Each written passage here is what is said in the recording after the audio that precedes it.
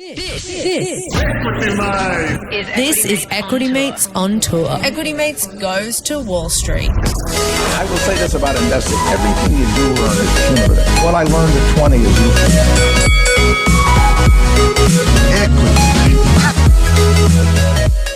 Welcome to another episode of Equity Mates, a podcast that follows our journey of investing. And whether you're an absolute beginner or approaching Warren Buffett status, our aim is to help break down your barriers from beginning to dividend. Now, while we are licensed, we are not aware of your financial circumstances. All information on this show is for education and entertainment purposes only. Any advice is general.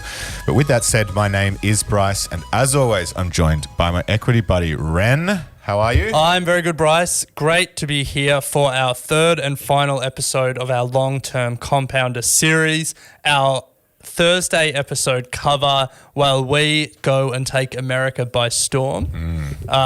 We're recording this, so we may not have taken America by storm at all. We may have meekly got off the plane, sat in the back row of Berkshire Hathaway's conference, and then got on a plane and come home. Yes. But we're pumped, and we're doing this series on long-term compounders, looking at some of Warren Buffett's best investments, the companies that really drove his wealth, and unpacking what we can learn from them. So if you've just joined us, welcome. We've kicked off the series with perhaps one of his best investments and one of his longest, Geico, and the lesson was doubling down on your best ideas. He had an investment of about 45 million and turned into, what a stagger. The company's now worth 50 billion or thereabouts, Ren. So well played to Buffett. And then in the second episode, we actually looked at the perils of selling too early and used the case study of Warren buying 5% of Disney for $4 million and selling it a year later for a 50% return of $6 million, but it could be worth $9 billion today. And then that brings us to today's episode, where we are actually looking at two key lessons. The first is letting your companies go to work, and then closing out with you don't have to pick a side. So, Bryce, the companies that we're going to be looking at today, for letting your companies go to work, we're going to be looking at Moody's. And then finally, you don't have to pick a side, Visa and MasterCard, although there's actually a heap of examples here that we can touch on. But let's start. Let your companies go to work. Moody's is the company we're talking about. Yeah. Let's start with the investment story. How did Warren invest in Moody's? So, Ren, back in 1999, Buffett invested in a data analytics and credit information business called Dun & Bradstreet. Heard of them? Yes. They're down 58% in the last 5 years and a third in the last year. Not good. Just Googled that before the show. Didn't know where to put it in. They are still listed, yes. Dun & Bradstreet. But then in 2000... there was a bit of pressure from shareholders and industry for Dun & Bradstreet to actually spin off one of their subsidiary businesses, which was Moody's. So they spun it off into a separate company. Now, when this happens, you are entitled to getting shares in the newly spun off company. Now, an example here in Australia, most recently, in my memory, would have been Woolworths spinning off Endeavour Group, the liquor business, and also Wesfarmers spinning off Coles. Yeah. In both instances, if you're a shareholder of Woolworths, if you're a shareholder of Wesfarmers, you then also got Coles shares and Endeavour shares. Spinning off is a confusing metaphor. Perhaps a more useful metaphor for people that don't quite understand is splitting off. Yeah, Woolworths was one company and they split themselves into two companies, and as a shareholder of Woolworths, you got shares in both companies. Yeah. And so that's what Warren did. He never invested in Moody's. He invested in Dun & Bradstreet, and they own Moody's, and at some point they said, we're splitting Moody's off into its own company, and Warren, you own shares in Dun & Bradstreet. Here are your shares in Moody's. And it's actually gone on to be one of his best investments ever. Some argue, in fact, his best ever. Some argue, yeah. So he ended up owning at its peak when it was split about 20% of Moody's. And it was actually a pretty good spin-off, because Dun & Bradstreet at the time was actually a pretty not dodgy, but it was a floundering business, not going so well. But the business of Moody's was actually incredibly strong. So it was a great result. He now owns 25 million shares in Moody's, which is about 13% of the company. And the company has a market cap of $60 billion. So Buffett originally spent $500 million buying those Dun & Bradstreet shares, and his stake in Moody's is now worth over $7.5 billion. I think he's topped up his Moody's position over time, though. Big time. Yeah. Doubling down on his good ideas. Well, he loved the company. What was so attractive to you about Moody's when you don't even use their product? Well, we are forced to use it in terms of our own ratings. I don't use it in terms of making my own credit judgments about other credits. That's what I'm talking about. And 10 or 12 years ago, we bought Dun & Bradstreet, which consists of two really good businesses, Dun & Bradstreet and Moody's. Moody's being the better business, because Moody's basically earns extraordinary returns on invested capital. It has a freedom to price, and it's got a wonderful business, and that's why and Dun & Bradstreet has a good business too, so we bought it 10 or 12 years so ago. It's just purely, look, I don't smoke, but I own Philip Morris kind of decision. Okay, that much I get. A lot of people here today are saying. So Bryce, Moody's, people may have heard of it. You're certainly in one today. What is it, and why was it such a good long-term wealth builder? It's a massive financial services business. It's made up of two parts. It's got Moody's Investor Services, and this is the primary part of the business. It's the credit ratings.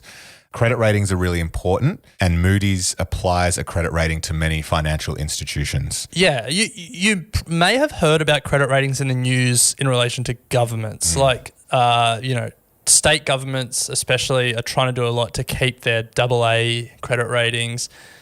US Treasury would be AAA credit rated.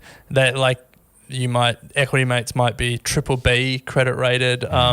These credit ratings set the price at which governments, institutions, and companies can then go and borrow money. Yeah, or lend.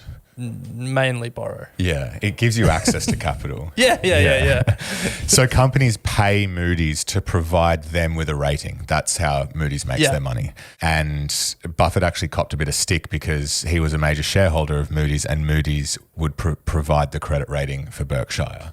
Yeah. Bit of conflict of interest. But let's anyway, put a pin in copping a bit of stick around credit ratings, because Moody's had a big role in the global financial crisis. Big time. We'll get to that. The second part of their business is Moody's Analytics. They provide intelligence and analytical tools to support management. So two parts to the business, but the ratings agency is the one that really attracted Buffett and is what has been driving the success of the company for a number of reasons. It has a really wide moat. It's actually apparently quite difficult to break into this market. There are now sort of really two big players in the industry, Moody's and S&P, Standard & Poor's. Yeah, and they each have about 40% market share. Yeah, so to break into that is going to be quite difficult. So in terms of having a strong competitive advantage, that's one of the reasons it's been a pretty good I guess it's built a reputation, and it's built a reputation of reliability, accuracy, so it has a strong hold in the industry. Yeah, and if you wonder why that is the case, let's say that we wanted to start a rival ratings agency, and we said Equity Mates is now giving credit ratings to major institutions. No lender is going to look at the Equity Mates rating and say, oh, well, I can lend the New South Wales government at 4% interest because they're a low-risk investment. They're Moody's and S&P ratings agencies have so much power because they have so much trust in their brand. Yeah. And then the networks that they have in finance, it's not a network effect per se, but you could maybe argue, no, probably not. But they've built this moat from their brand. Yeah, absolutely. Yeah. So they got a big moat, and then pretty stable cash flows. And just similar to the first episode where Warren was attracted to businesses that are non-cyclical, similar situation here. Companies need to consistently have their credit ratings, I guess, checked. Sorry, I just thought of another part of their moat, which is that having everyone have a Moody's rating or having everyone have an S&P rating allows different companies and different institutions to be compared against each other. It would be useless if all of these different companies were getting rated from different agencies, because it'd be like, what does an Equity Mates AA mean compared to a Moody's B compared to a Commonwealth Bank rating double B. Anyway, I think we made the point. Yes.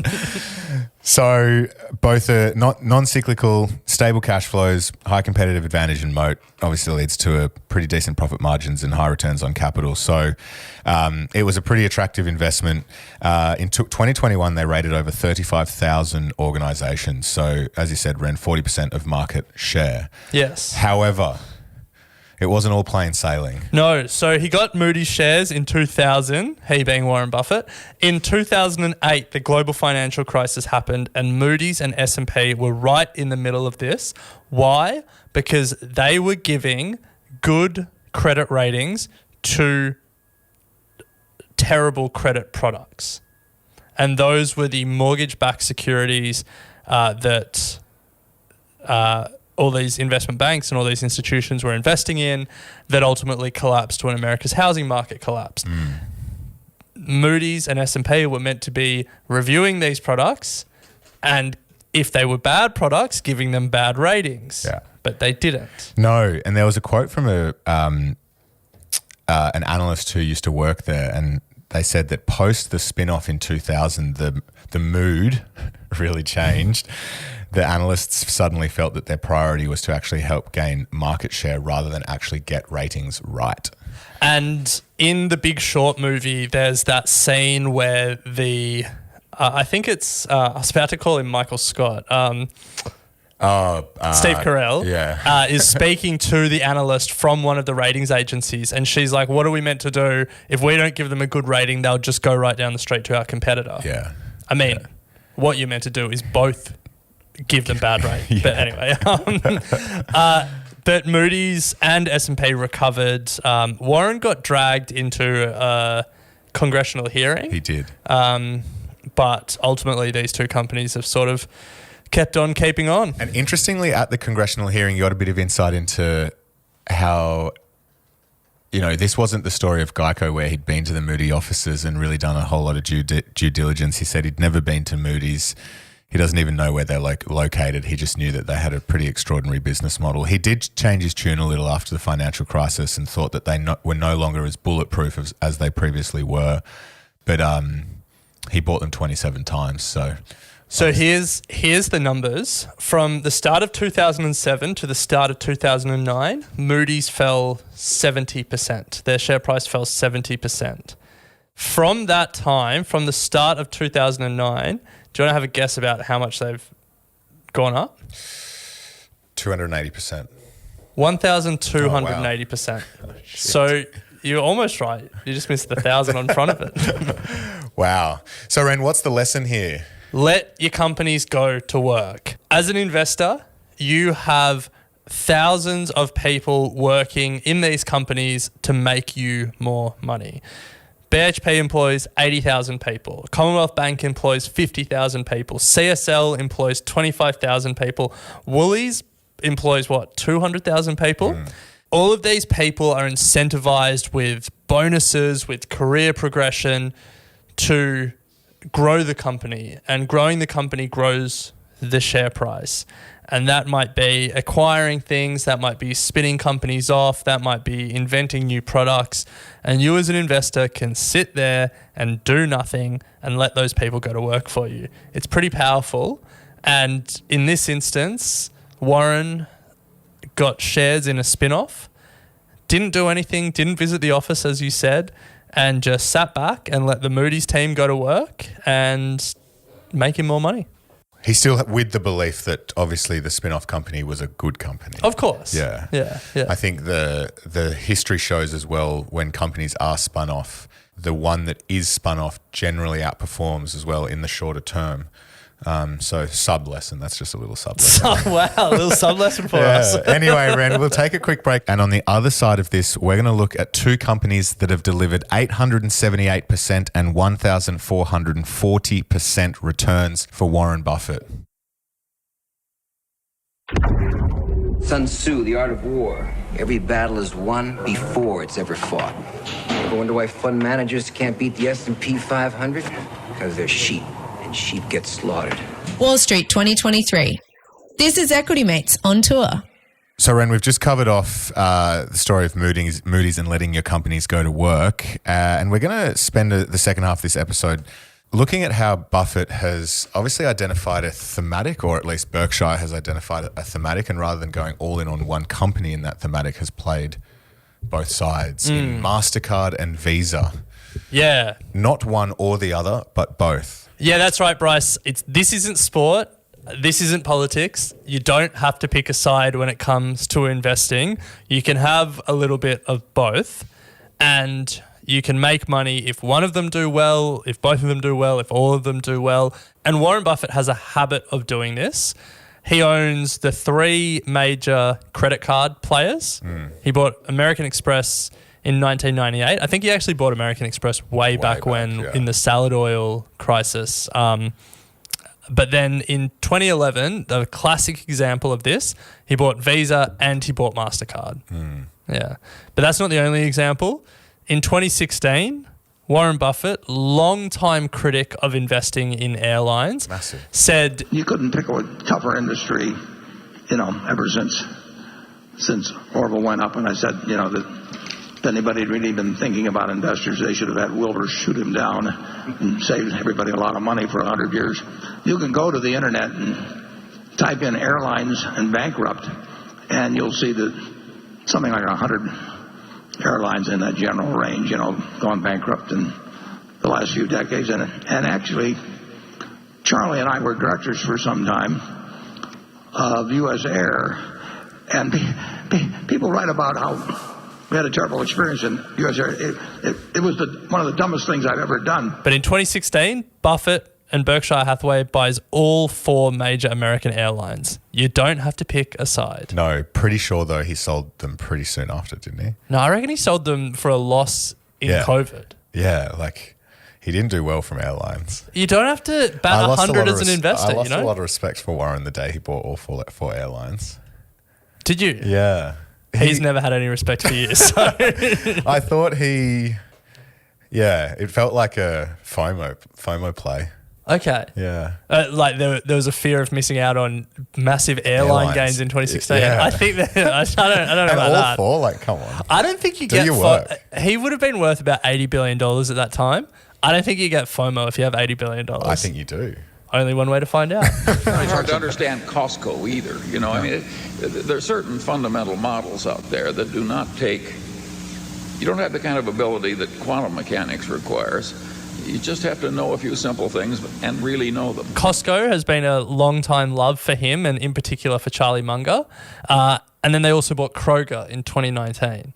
Costco and Kroger are competitors, but as an investor, you don't have to pick a side. Do you have examples in your portfolio of one and the other? So I own Woolworths and Coles. Yeah. I own... This is a good test for how well I know my portfolio. Well, all of the ETFs that I own. What, overlap? Well, like my S&P 500 ETF has Apple, Microsoft and stuff in it. Yeah. I've got rival fund managers. Not quite the same. I'm trying to think if there's any other. I'm sure there are, but I just can't quite think of them. Oh, I own Shopify and Amazon. Yeah. What about you? You got any examples for me? I don't think I do. Oh, not at single stock level. You reckon? Yeah, no. I'm thinking I don't have Coles. I've got Woolies. I've got... that's a good question. I can't really think of what's... Oh, yeah, you're putting me on the spot. Yeah. Like Airbnb, I don't have like the Hilton.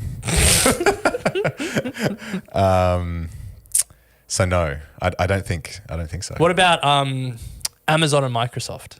Yeah. There you go. And Google? And Google. There you go. The 3 big web services players. True. Yeah. Cloud computing. Anyway, yeah. Veolia and Cleanaway? No. Do you own both of those? No. So Bryce. So what's the lesson? So let's bring it. Play both sides. Let's bring it back to Visa and MasterCard. The classic example of you can play both sides and you can make money on both sides. Berkshire Hathaway bought both in 2011. Since then, I think until 2022, these numbers are from, they have made 878% on Visa and more than 1,000% on MasterCard, which comes out at 24% per annum for Visa and 27% per annum for MasterCard.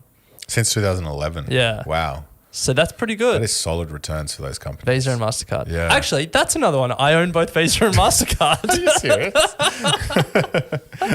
serious? Sorry. Well, did you know, Ren, that in 2022 he actually sold down parts of those companies There you go. and did a pivot? So he sold a combined 3.1 billion in across Visa and MasterCard, 1.8 in Visa, 1.3 MasterCard, and then bought $1 billion in Nubank. The Do you know what Brazilians. Nubank is? Yeah, the Brazilian neobank. He's become really international in his later life, hasn't he? Big Question is, did he do it? Or was it Todd and Ted? Yeah. Yeah. Great. Well, maybe that's the question we ask at the Berkshire Hathaway true. annual meeting. Because as we said in a previous one of these episodes, I've got my question. You don't have yours. Yeah, I'm going to ad-lib it. Nice. All right. Well, look, we've been speaking about in these episodes why these companies have been such good long-term wealth builders. I feel like talking about Visa and MasterCard is probably unnecessary, but very quickly, very high level, these two companies have arguably the strongest moats of any companies in the world. They own global payment rails. Almost every non-cash payment goes through one of their rails.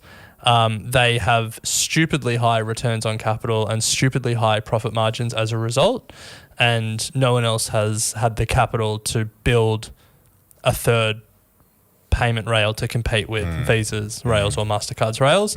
I think both of their profit margins are over 40%, and they continue to take those profits and reinvest them at a high rate of return.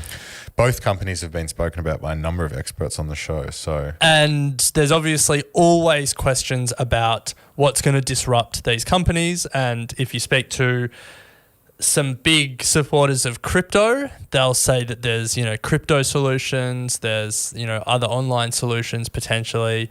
But it feels like what we just see over and over again is they just partner with Visa and MasterCard eventually. Yeah. So I guess the conclusion, Ren, is there is nothing wrong with playing both sides. If he'd only been loyal to one, he would have missed out on the 1,440% rise or the 878% rise. Well, no, to be clear, if he had taken all of that money and just invested it in MasterCard, he would have done better because that was the 1,440%. Well, what if he did it in Visa? Yeah, but the point is that you don't have to pick a side, that you can hedge your bets. You can play all sides. I think we've said that enough. But yeah. Tide rises all boats. If he had picked the one stock that would have done better than every other stock, he would have done better. He'd be a billionaire.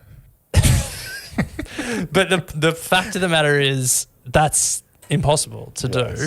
And as an investor, you don't have to pin your colours to one company and say they're either going to make or break my fortune. That's it. Yeah. Well, let's leave it there. That's the end of our long-term compounder series brought to you by Warren Buffett and Berkshire Hathaway. Wrap it up for me. What are the lessons that we've learnt? So, Ren, we started with episode 1, which is doubling down on your best ideas. And we said there that Warren actually, was it Warren who said the best idea is probably already in your portfolio? I think it was actually Andrew Page. Oh, was it? That's right. It was. I think a lot of people probably said it. Well, cool. We coined it. The second episode was all about the perils of selling too early, and we looked at Disney. And then we've just closed out then with letting your companies go to work, taking advantage of the spin-off if you're lucky enough, and also the idea of not having to pick one side. So a lot of lessons from Warren. If you haven't already, check out his website, and you'll see the investor letters that he writes every year. You love his website. Check out his website just for a lol. We'll be back next week, Monday with an Equity Mates chat, and then Thursday we're back with an Ask an Advisor. And Ren, before we go, there was one thing that you wanted to close out with. Yeah, I think we're talking about long-term compounders, and we spoke about Moody's earlier in this episode, how it fell 70% and then 10 bagged from there. Yeah. All of these long-term compounders have had periods where they've hurt investors, where they've fallen a lot. And I just remembered, I just opened up our first book, Get Started Investing, buy it wherever good books are sold. But we looked at the best performing stock over the last 10 years in Australia and the USA and the UK.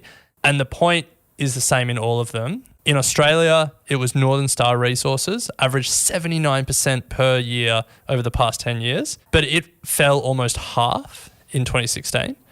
In the US, Domino's Pizza averaged 44% a year over the past 10 years. It fell more than 20% in 2017.